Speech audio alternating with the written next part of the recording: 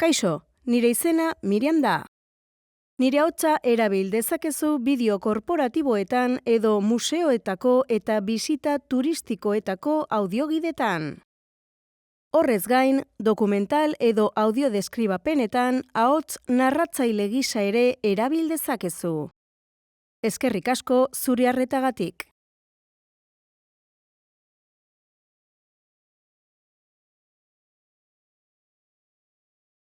Udaletxearen eskuinaldean, fatxada nagusiari begiratzen badiogu, hartzapezpikutza jauregia aurkituko dugu.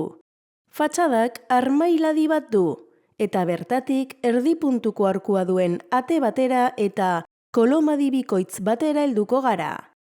Multzoa dorre batez osatuta geratzen da.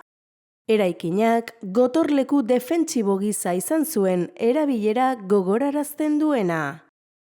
Jauregia, Toledoko hartzapezpikuen egoitza izan zen 13. mendetik 19. menderarte, baina 1929an sute larria jasan zuen.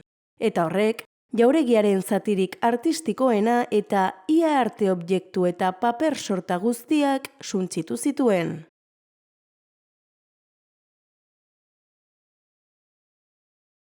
Lehenengo patio hau zalditik jaisteko patioa edo pausalekua izenez ezagutzen da. Izen honen arrazoia generalifera zaldi gainean iristen zirenak leku honetan jaisten zirela. Hormaria txikita ikusten ditugun bankuak euskarri gisa erabiltzen ziren.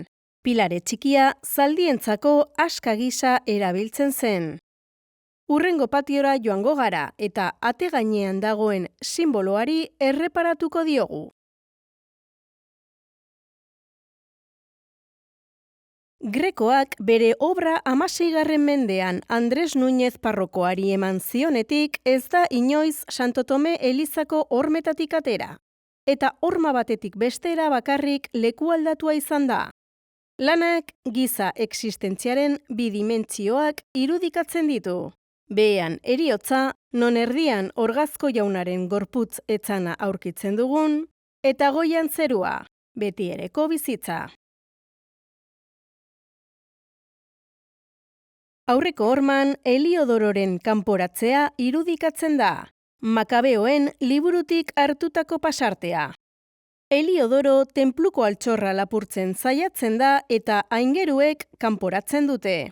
Ezkerreko horman Done Petriren askapena, argiaren nagusitasunagatik maisulana dena, eta Caravaggio eta Rembrandt mende bat baino gehiago aurreratzen dituena.